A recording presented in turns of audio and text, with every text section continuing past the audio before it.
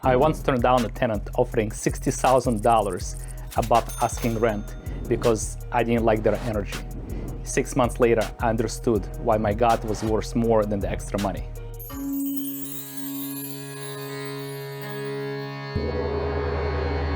My name is Nikita Zhitov, and I've been in commercial real estate for 20 years. Over this period of time, I've learned that energy isn't just some spiritual concept. It's a business fundamental. Today, I would like to share with you how paying attention to energy have saved me personally tens of millions of dollars, and how you, as an entrepreneur, cannot afford not to pay attention to energy, because it's the most essential part of the decision-making process.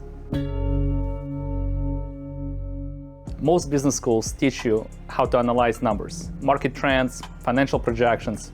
Nobody teaches you how to read energy. Yet energy is the invisible force all around us, the ether, the eternal now, that determines whether the deals succeed or fail, whether a partnership thrive or implode, whether investments generate wealth or headaches. I want to tell you a story. Not that long ago, I was developing a commercial shopping center. The center was almost fully leased. It was only a few spaces remaining.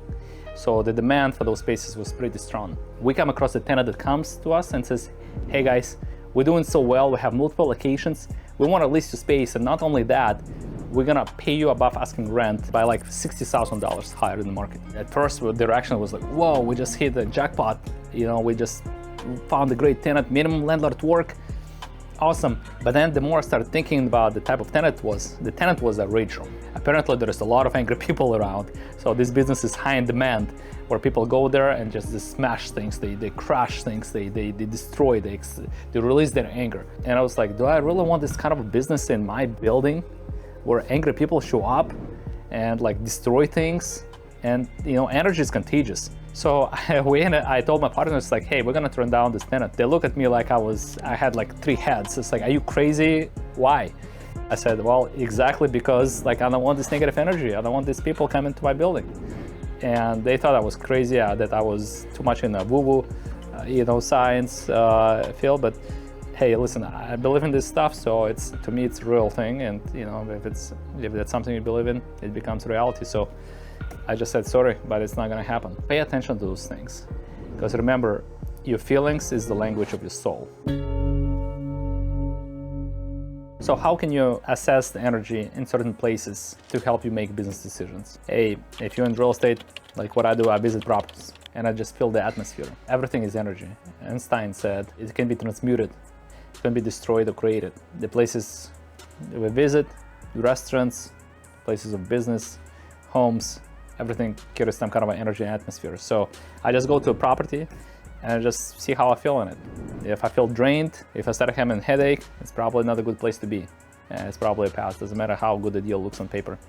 It's just like, I'm out of here. So just notice how your body responds in different places. Pay attention to tenant interactions and behavior. If you're confused, if you didn't pay attention to the first impression and you let the logic kick in, where you cannot make a decision, just go and meditate on it. Silence your mind, turn off logic, and relive the experience, and the answer is going to come to you.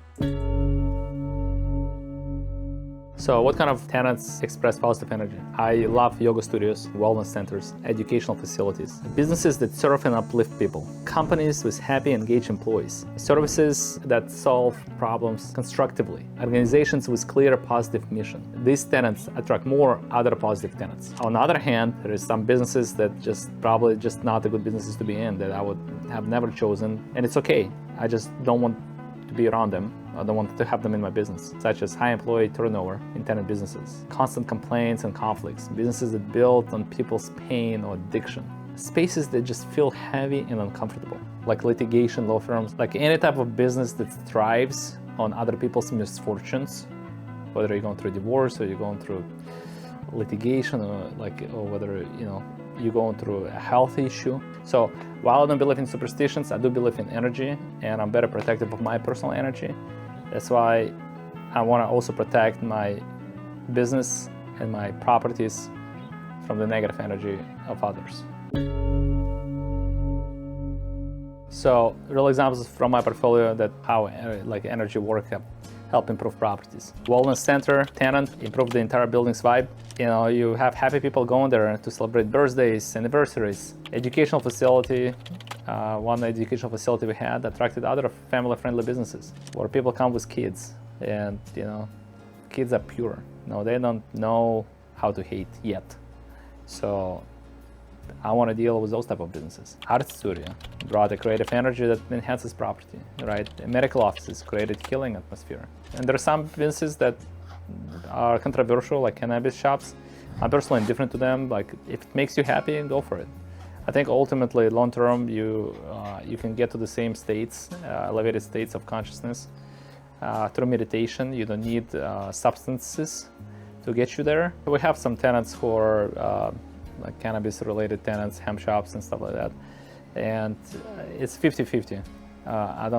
There is some negative aspects to them, but overall, I don't consider them as harmful. It's people's choice at the end of the day. So I'm more neutral towards them. Each positive tenant ended up elevating the entire space of a property. So how to implement energy assessment?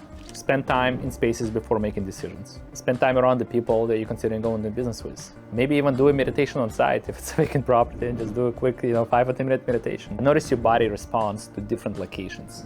All right, a lot of it could be on the fly. You can do it with your eyes open. Like, if you practice enough, one of the meditations I do is walking meditations, because it's great to be in a state of Zen when you're sitting quiet in your private space with eyes closed. But what about day-to-day life? Like, I want to be able to apply this knowledge in everyday working life. So one meditation I do is like walking meditation, where you walk with your eyes open, but you're in a state of trance. Consider the long-term energy impact on yourself and your quality of your life, not just immediate profit. Choose tenants who align with your values.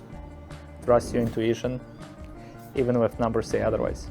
It's really common sense, but sometimes it takes somebody to reiterate it and just be more conscious and aware of those basic truths. Think about the business space you've been in recently, maybe an office, a restaurant, a store. How did it feel energetically? Did you want to stay longer or leave quickly? What do you think created that feeling? Share your experience in the comments.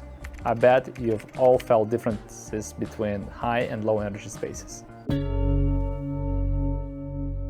So here's what my 20 years in real estate has taught me. Everything is energy. Your tenant's energy affects your property. Your property's energy affects your returns. And your energy affects every deal you touch. Most successful investors I know understand this intuitively. They don't just analyze the cap rates and cash flow. They feel the energy of every opportunity. They know that a slightly lower rent from a right tenant is worth much more than higher rent from the wrong tenant.